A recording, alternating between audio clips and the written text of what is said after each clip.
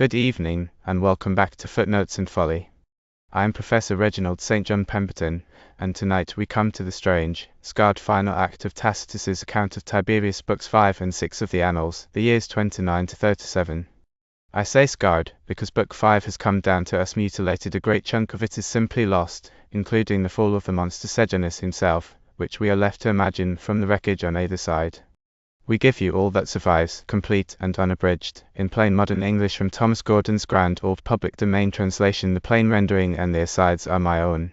What remains is the bottom of the rain, the death of old Livia, the last break on her son's cruelty, the cold extermination of Germanicus's widow Agrippina and her children, a Rome gripped by treason trials and a sudden financial panic, a great fire, and over it all, the emperor himself, shut away on the island of Capri, sinking into a degradation that Tacitus describes with unforgettable disgust. This is not a cheerful hour, but it is one of the most powerful portraits of tyranny ever written. Let us begin. In the consulship of Rubellius and Fusius, both surnamed Geminus, Julia Augusta died at an extreme old age. She was the mother of Tiberius. By birth she came from the Claudian house. Through her father she had been adopted into the Livian family. Through Augustus she had entered the Julian line, and by both descent and adoption she was of exceptional nobility. Her first marriage was to Tiberius Nero, by whom she had children. After the surrender of Perusia in the civil war, her husband became a fugitive, but when peace was made between Sextus Pompeius and the Triumvirate, he returned to Rome. Later, Octavius Caesar, struck by her beauty, took her from her husband. Whether she wished this or resisted, it is uncertain, but he acted with such haste that he did not even wait for her to give birth, and married her while she was still pregnant by Tiberius. After that she had no more children. Yet through the marriage of Germanicus and Agrippina, her blood was joined with that of Augustus and their grandchildren. In her conduct at home, she followed the respected pattern of ancient manners, though with more compliance than old Roman women had allowed themselves. She was an agreeable and courteous wife, an ambitious mother, and well suited to the subtle policies of her husband and the concealments of her son. Her funeral was modest, and her will remained unfulfilled for a long time. Her public praise was delivered by Caligula, her grandson, who later became emperor. Tiberius sent a letter to the Senate, excusing himself for not having performed the final duties owed to his mother. Although he continued without restraint in his private luxury, he claimed that the heavy burden of public business had kept him away. He also reduced the honors that had been decreed to her memory, accepting only a very few out of many. He pretended that this restraint came from modesty, and added that no divine worship should be appointed for her, since she herself had chosen otherwise. In the same letter he even criticized feminine friendships. This was an indirect attack on the consul Fusius, a man greatly favored by Augusta, skilled at winning and flattering women, lively in conversation, and accustomed to mock Tiberius with sharp sarcasms. Such wounds never fade from the hearts of princes. From this moment the tyranny became completely savage and destructive.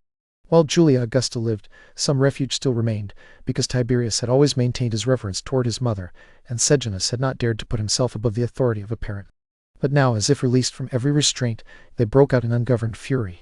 Letters were openly sent against Agrippina and Nero. Since these letters were read in the Senate soon after the death of Augusta, the people believed they had been sent earlier and suppressed by her. Their language was carefully bitter.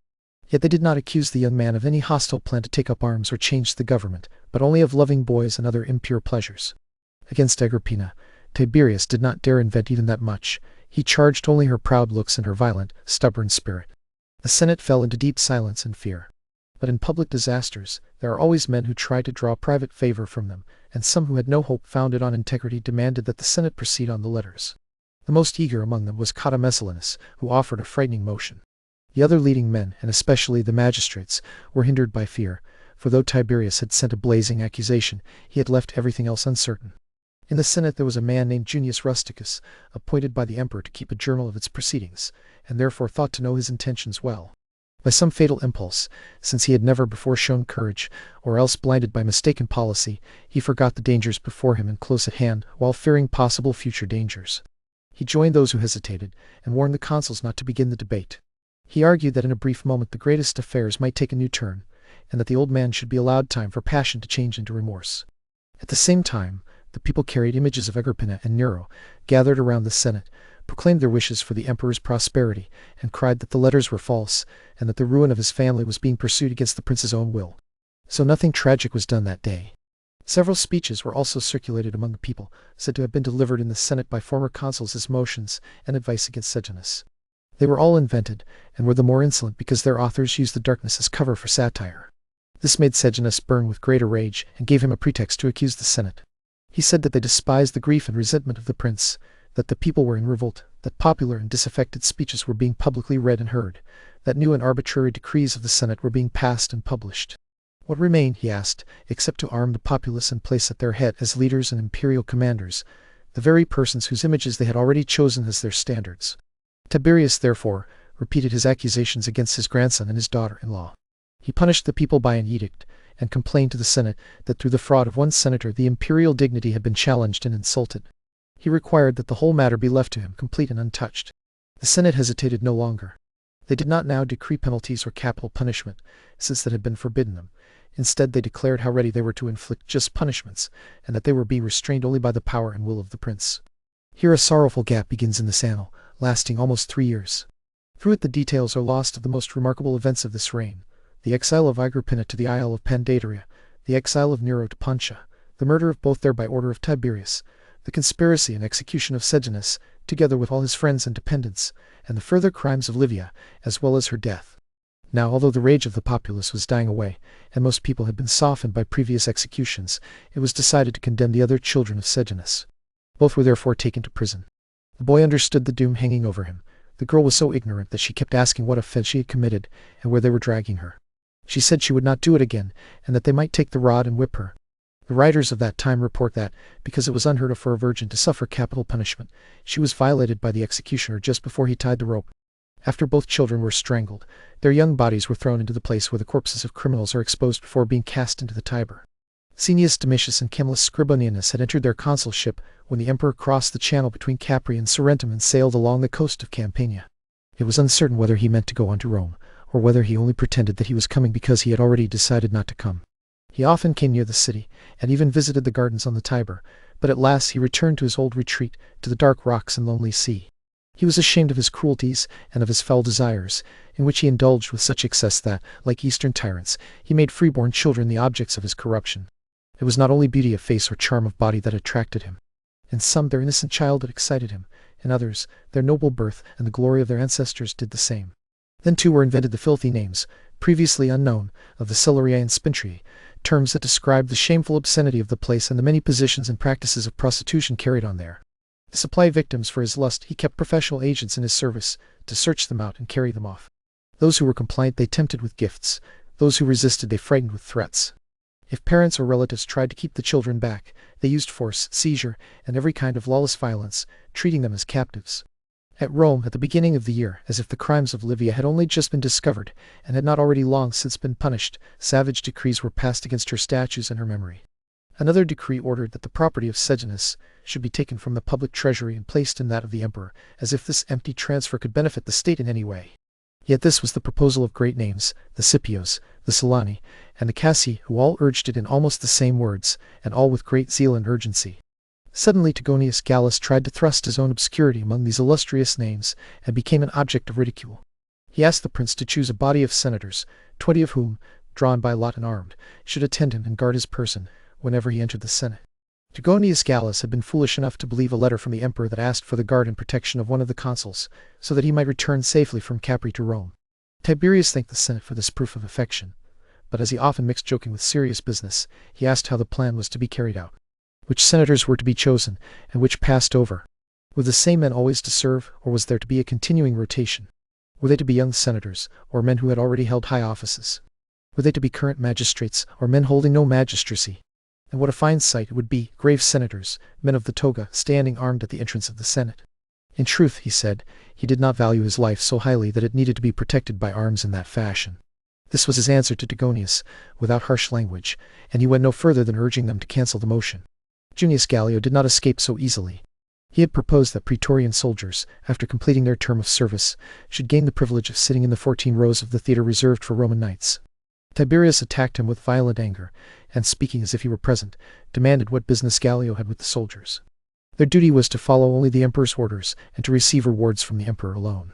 Had Gallio, forsooth, discovered a reward that had escaped the wisdom of the deified Augustus? Or was it rather a scheme devised by a hireling of Sejanus to stir up sedition and discord, a plan meant to corrupt the untrained minds of the soldiers with the appearance and bait of a new honor, to undermine their discipline and release them from military restraints? Such was the reward won by the studied flattery of Gallio. He was at once expelled from the Senate, and then from Italy. Even that was made into a charge against him. His exile would be too comfortable, since he had chosen Lesbos, a famous and pleasant island, as its place. He was therefore dragged back to Rome and confined as a prisoner in the house of a magistrate. In the same letter Tiberius demanded judgment against Sextus Pacinianus, formerly praetor, to the extreme joy of the Senate. He was a bold and malicious man, skilled in traps, constantly probing into the purposes and secret dealings of everyone, and had been chosen by Sejanus to plot the ruin of Caligula. When this was now revealed, the hatred and resentment long felt against him burst out violently. If he had not offered to make a disclosure, he would immediately have been condemned to death. The next man impeached was Cotta Messallinus, the author of every bloodiest counsel, and for that reason long and intensely hated. The first opportunity was seized to attack him with a collection of charges. He was accused of having called Caius Caligula by the feminine name Caia Caligula, and of branding him with sexual disgrace of both kinds. He was accused of having called the banquet, when he celebrated the birthday of Augusta among the priests, a funeral supper. He was further accused of complaining about the great influence of Marcus Lepidus and Lucius Orontius, with whom he had a lawsuit over money, and of adding that they indeed would be supported by the Senate, but he by his little Tiberius. For all this he faced conviction by men of the highest rank in Rome. When they pressed eagerly to attack him, he appealed to Caesar. Soon afterward a letter arrived in defense of Cotta. In it Caesar recalled the beginning of their friendship, repeated Cotta's many services to him, and asked that words twisted into a bad meaning, and jokes told at a dinner, not be distorted into crimes. The opening of that letter was especially remarkable. Tiberius introduced it by saying that if he could decide what to write to the conscript fathers, or how to write it, or what not to write at that moment, then all the deities, gods and goddesses, might doom him to suffer still more cruel torments than those under which he felt himself perishing every day. So closely did the bloody horror of his cruelties and infamy pursue this man of blood, and so thoroughly did they become his torturers. Nor was it without reason that the wisest of all men used to say that, if the hearts of tyrants were laid open, deadly wounds, gashes, and all the butcheries of fear and rage could be seen within them. What lashes and blows are to the body, the bitter anguish of cruelty, lust, and wicked pursuits is to the soul. Neither imperial fortune nor his dark and inaccessible solitude could give Tiberius peace, or spare him from feeling, and even confessing, the torment in his breast and the avenging furies that pursued him. After this, the Senate was allowed to decide for itself how it wished to proceed against Caecilianus the senator, who had heaped many accusations on Cotta. It was resolved that he should suffer the same penalties that had been imposed on Arisaeus and Sanguinius, the accusers of Lucius Annuntius. No greater mark of honor had ever come to Cotta. He was noble by birth, but ruined in fortune by luxury, and hated for the vileness of his crimes, yet by this dignified reparation he was placed, in public estimation, on a level with the venerable name and virtues of Orontius. About the same time Lucius Piso, the pontiff, died. In an age when men of such rank and distinction rarely ended so peacefully, he died a natural death. He had never been the author of any servile proposal himself, and when necessity forced him to agree to such proposals from others, he always knew how to soften and restrain them. I have already mentioned that his father had held the high office of censor. Piso himself lived to the age of 80, and for his military exploits in Thrace had won the glory of a triumph. But his greatest distinction arose from another source. He was made governor of Rome, an office newly created, and therefore harder to manage because it had not yet acquired settled public respect. He handled it with admirable moderation, and held it for a long time. In earlier times, when the kings were absent, and later when the consuls were away, a temporary magistrate was appointed so that the city would not be left without a ruler. His duty was to administer justice and deal with urgent needs. It is said that Romulus appointed Denter Romulius, that Tullus Hostilius appointed Numa Marcius, and that Tarquin the Proud appointed Spurius Lucretius. The consuls also made the same kind of delegation. Even now a shadow of the old practice remains, since during the Latin festival one person is authorized to perform the consular function. Later, during the civil wars, Augustus entrusted the government of Rome and all Italy to Silnius Maecenas, who belonged to the equestrian order. Afterwards, when Augustus had become sole master of the empire, he was moved by the vast size of the population and by the slow relief provided by the laws. He therefore chose a consular to restrain the insolence of slaves and to overawe those turbulent citizens who remained quiet only through fear of punishment. Messala Corvinus was the first to receive this authority, but within a few days he was dismissed as unequal to the task. The office was then filled by Taurus Statilius, who, though very old, discharged it with remarkable honor. After him Piso held it for 20 years, with such steady and unbroken credit that the Senate decreed him a public funeral. After this, Quintilianus, tribune of the people, brought a motion in the Senate about a book of the Sibyl. Caninius Gallus, one of the college of 15, had requested that it be received by decree among the other books of that prophetess. The decree passed without opposition, but letters from Tiberius followed. In them he gently rebuked the tribune as young, and therefore inexperienced in ancient usages. He reproached Gallus more sharply, saying that a man long trained in the science of sacred ceremonies should not, without first taking the opinion of his own college, and without the customary reading and deliberation with the other priests, have surprised a thin senate into admitting a prophetic book whose author was uncertain. Tiberius also reminded them of the conduct of Augustus. To suppress the multitude of false predictions everywhere published under the solemn name of the Sibyl, Augustus had ordered that they be brought by a fixed day to the city praetor, and had made it unlawful for them to be kept in private hands. The same had also been decreed by our ancestors after the burning of the Capitol in the social war. At that time the rhymes of the Sibyl, whether there was one Sibyl or more than one, were sought everywhere, in Samos, Ilium, and Erythrae, and also through Africa, Sicily, and all the Roman colonies. The priests were instructed, as far as human judgment could enable them, to distinguish the genuine writings from the false. On this occasion, therefore, the book was again submitted to the inspection of the quintusimvirate. Under the same consuls, a shortage of corn nearly caused a sedition. For many days the populace pressed their needs and demands in the public theatre, showing more than usual license toward the emperor. Tiberius was alarmed by this bold spirit, and blamed the magistrates and the Senate because they had not used public authority to quiet the people. He listed the continual supplies of grain that he had caused to be imported, the provinces from which they had come, and how much greater they were than the supplies procured by Augustus. As a result, a decree was passed against the populace in the tone of ancient severity, and the edict published by the consuls was no less forceful. Tiberius had kept silent himself, hoping that the people would take his silence as moderation. Instead, they attributed it to pride. Meanwhile, the whole company of accusers broke loose against those who increased their wealth by usury, contrary to a law of Caesar the dictator that fixed the terms for lending money and holding mortgages in Italy. This law had long since fallen into disuse, because men, driven by selfish passions, sacrificed the public good to private gain. Usury was an old evil in Rome, and a constant cause of civil discord and sedition. For that reason it had been restrained even in ancient times, when public morals were not yet deeply corrupted. First, a law of the 12 tables ordained that no one should take interest higher than 12 in the 100. Before then, the rich had exacted whatever they pleased. Afterwards, by a regulation of the tribunes, it was reduced to 6, and at last it was entirely abolished. The people also passed repeated statutes to prevent evasions of these rules. Yet although such evasions were often suppressed by various measures, they kept springing up again through ingenious devices. Gracchus the praetor was now appointed to examine the complaints and charges brought by the accusers. But he was frightened by the great number of people threatened by the prosecution, and turned to the Senate for help. The fathers were also alarmed, for not a single person was free from this fault. They therefore sought and obtained pardon from the prince. A year and 6 months were granted so that all accounts between debtors and creditors could be settled according to the direction of the law. This caused a severe shortage of money. All debts were being called in at once, and so many accused people were being condemned that, when their property was sold, the available coin was absorbed into the public treasury or into the emperor's own. To stop this paralysis, the Senate ordered that every creditor should invest 2/3 of the debt owed to him in land in Italy. But the creditors demanded full payment, and the debtors could not divide the payment without breaking their pledge. At first there were meetings and appeals for mercy. In the end, disputes were fought out before the praetor. The measure intended as a cure, that the debtor should sell and the creditor should buy, produced the opposite effect. The moneylenders hoarded all their cash in order to buy land, and the flood of estates for sale drove prices wretchedly low.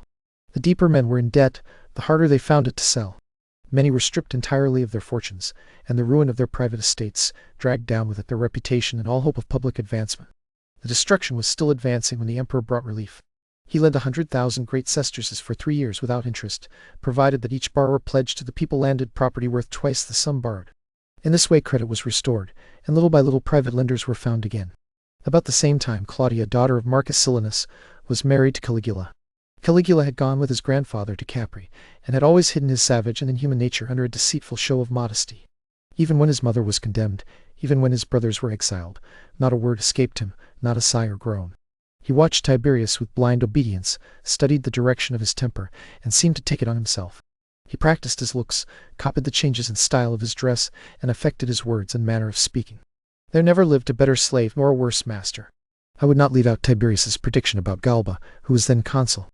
He sent for him, questioned him closely on several subjects, and at last spoke to him in Greek, meaning that Galba would one day hold power, though late and briefly. Tiberius said this because of his skill in astrology, which he had found leisure to learn at Rhodes. His teacher was Thrasyllus, whose ability he had tested in the following way. Whenever Tiberius consulted astrology about any affair, he withdrew to the roof of the house with one freedman who was trusted with the secret. This man was strong in body but uneducated.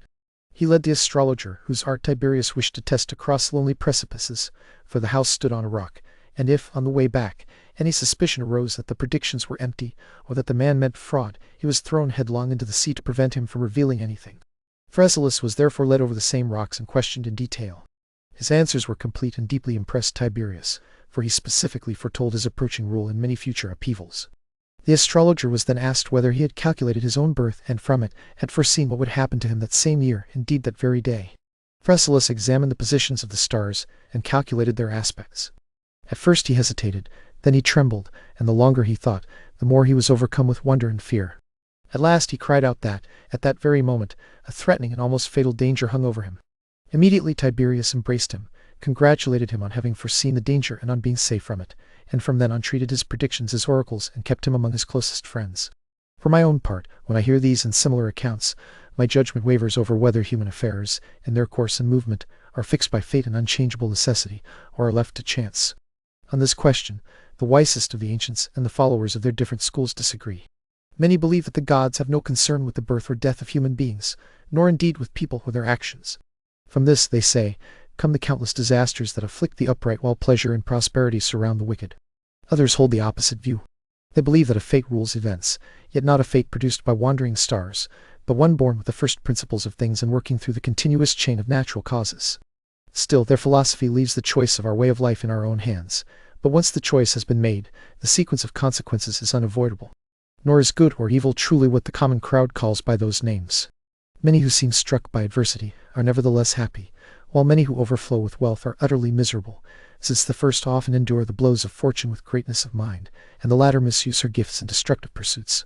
For the rest, multitudes of people commonly believe that each person's entire future fortune is fixed from the moment of birth, or if some events contradict the prediction, that happens through the errors of those who speak at random and so damage the credit of an art which, both in former ages and in our own, has given striking proofs of its certainty.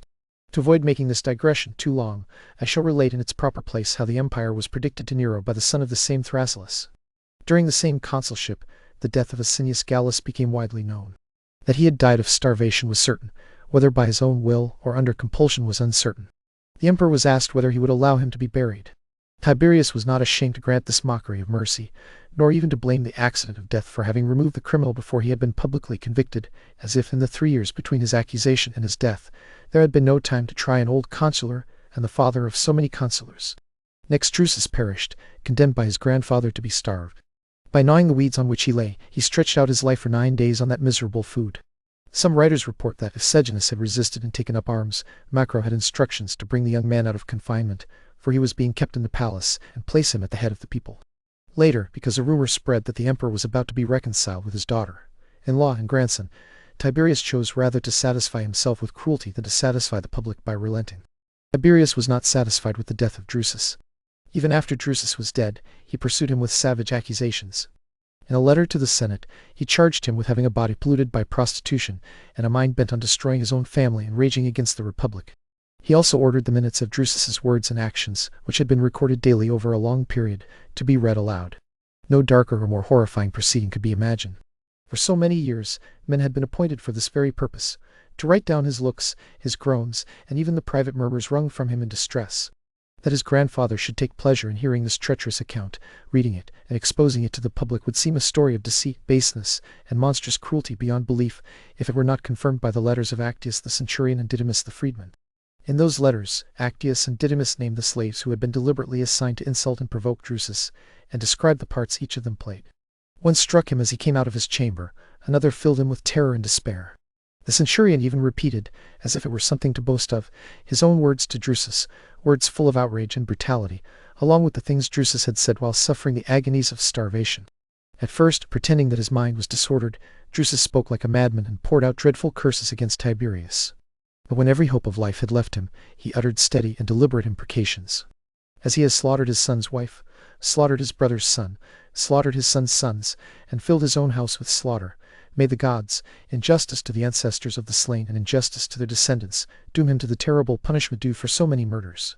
The senators made a great noise at this, pretending that they hated these curses. In truth, they were possessed by fear and astonishment. Tiberius, who had once been so secret in the practice of wickedness and so cunning in concealing his bloody nature, had now reached such utter shamelessness that he seemed to tear away the walls themselves and show his own grandson suffering the disgraceful punishment of a centurion, torn by the brutal blows of slaves, and begging in vain for the last sustenance of life. Before the impression of this grief had faded, the death of Agrippina was announced. I suppose she had lived so long because the execution of Sejanus had given her some hope, but when she afterward found no easing of cruelty, she chose death, unless she was deprived of food and her death falsely reported as voluntary. Tiberius raged against her with hateful charges. He reproached her with lewdness, called her the adulteress of Asinius Gallus, and said that after his death she had grown tired of life. But these were not her crimes. Agrippina could not bear an equal station, and because she was eager to rule, she had sacrificed all the passions and vices of women to a masculine ambition. The emperor added that she had died on the same day on which Sejanus had suffered as a traitor 2 years before, and that this day ought to be preserved by a public memorial. He even boasted of his mercy, saying that she had not been strangled and her body had not been thrown into the common burial place of criminals. For this, as if it were an act of clemency, the Senate solemnly thanked him and decreed that on the 17th of October, the day on which both had died, a yearly offering should be consecrated to Jupiter forever. Not long afterward, Cocceius Nerva, though his fortune was entirely prosperous and his body perfectly healthy, resolved to die. He was the constant companion of the prince, and was accomplished in the knowledge of all laws, both divine and human. When Tiberius learned of his intention, he urgently tried to dissuade him. He questioned his motives, added entreaties, and declared how painful it would be to his own spirit and how damaging to his reputation if the closest of his friends abandoned life without any reason for dying. Nerva rejected his arguments and carried out his purpose by abstaining from food. Those who knew his thoughts said that the more he understood the dreadful source and growth of the public miseries, the more, carried away by indignation and fear, he resolved to make an honorable end while his integrity was still untouched, before his life and reputation could be attacked. The fall of Agrippina also, by a reversal hardly credible, brought about the fall of Plancina. She had once been married to Cneius Piso, and though she had openly rejoiced at the death of Germanicus, after Piso fell she was protected both by the pleas of Augusta and by the well-known hatred Agrippina felt toward her. But when favor and hatred had both been removed, justice prevailed. Being called to account for crimes long since plain enough, she executed with her own hand a vengeance that was slower than it should have been rather than too severe. In the consulship of Paulus Fabius and Lucius Vitellius, after a long succession of ages, the phoenix arrived in Egypt. It gave the most learned of the natives and Greeks much material for many different observations about that miraculous bird. I will recount the points on which they agree, together with several others which, though disputed, deserve to be known. All who have described its form agree that it is a creature sacred to the sun, and that the shape of its head and the variety of its feathers distinguish it from other birds. Accounts differ about the length of its life. Common tradition sets it at 500 years, but some extend it to 1,461. They say that the 3 earlier phoenixes appeared in widely separated reigns, the first under Sesostris, the next under Amasis, and another under Ptolemy, the 3rd king of Egypt of the Macedonian race. This last, they say, flew to the city of Heliopolis, accompanied by a vast host of other birds gazing at the marvelous stranger. But these are obscure reports from antiquity. Between Ptolemy and Tiberius the interval was shorter, not 250 years. For that reason, some believed the present bird was a false phoenix and did not come from the regions of Arabia, since it showed none of the instinct which ancient tradition attributes to the true one.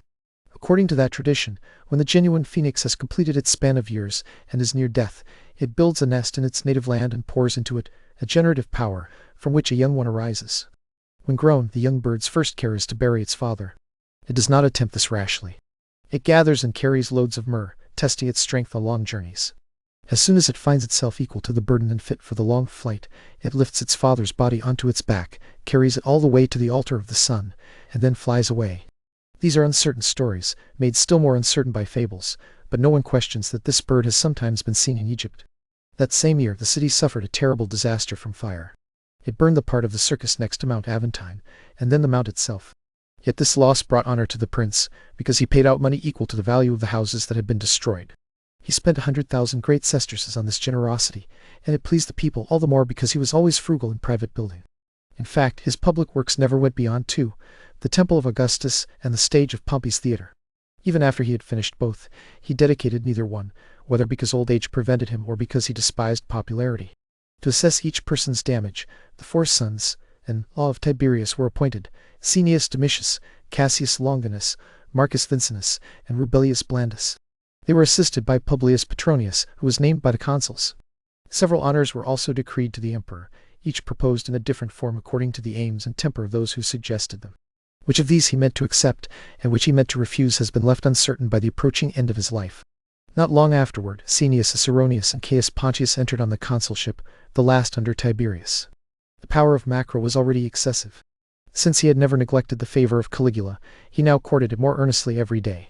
After the death of Claudia, whom I have said had been betrothed to the young prince, Macro Forstania, his own wife, to stir the affections of Caligula and bind him with a promise of marriage.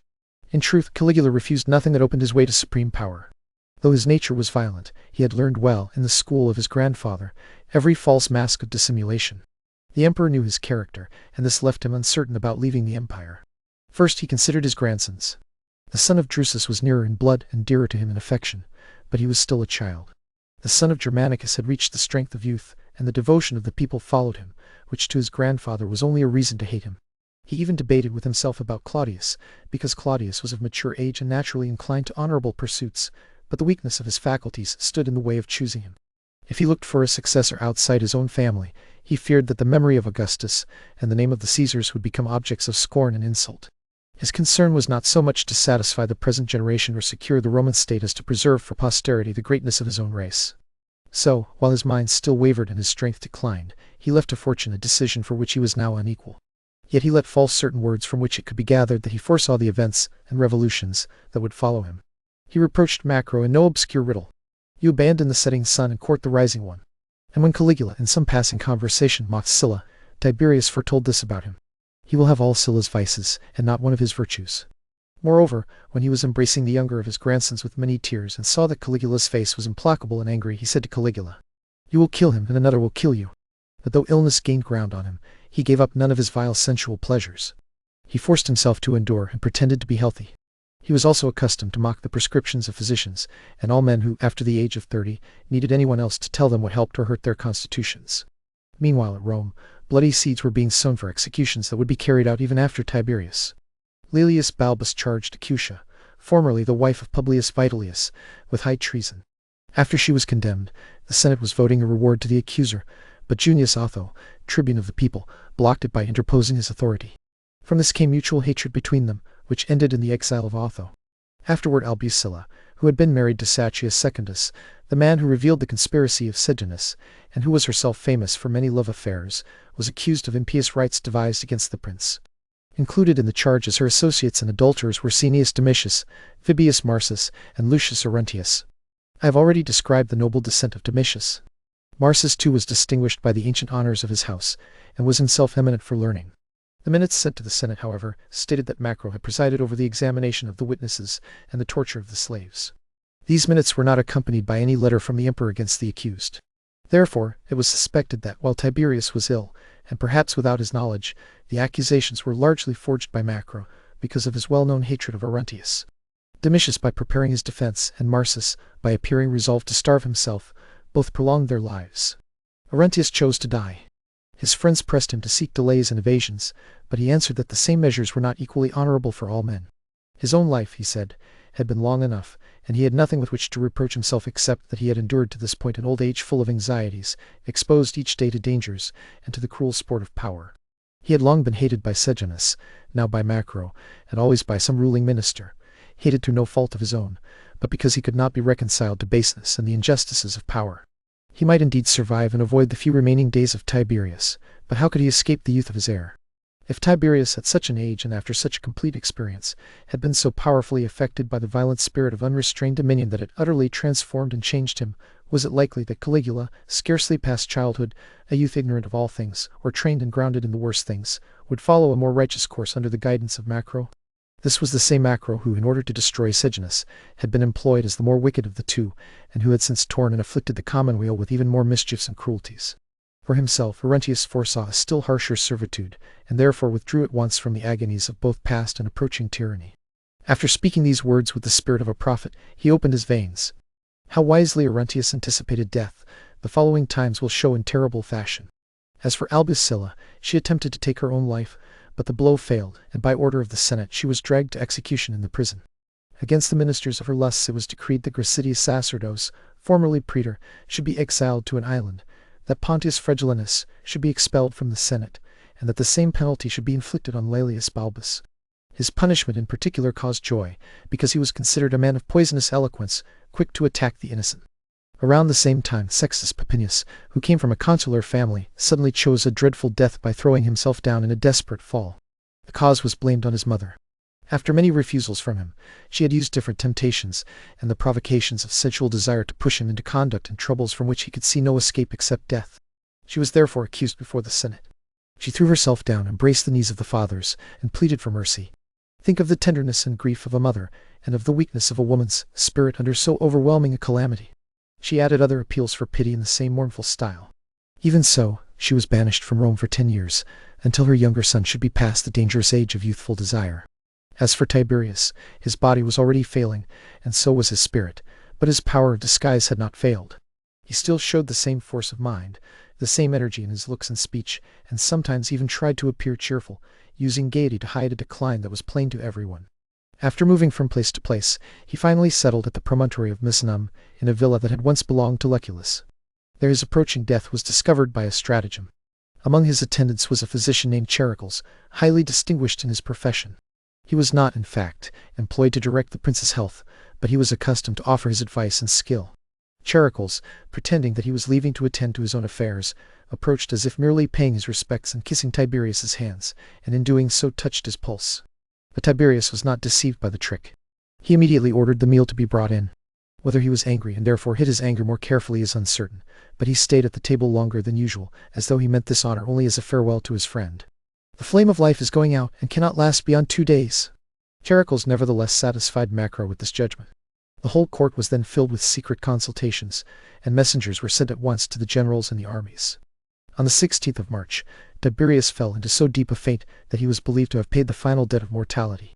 Caligula, surrounded by a great crowd offering congratulations, was already coming forward to assume the first duties of sovereignty when sudden news arrived.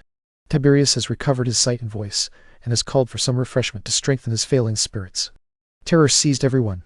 The whole crowd around Caligula scattered, each man returning to false sorrow or pretending ignorance.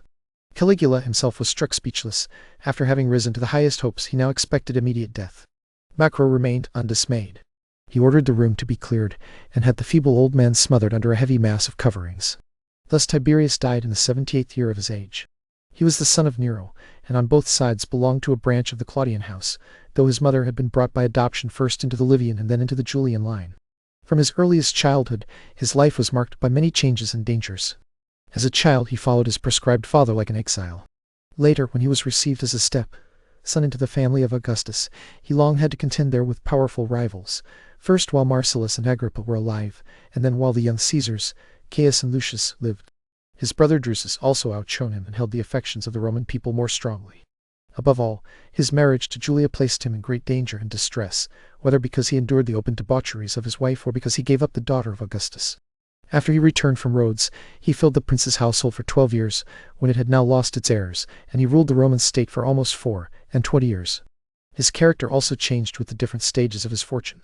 While still a private man, he was well regarded, and in holding public offices under Augustus, he had a notable reputation.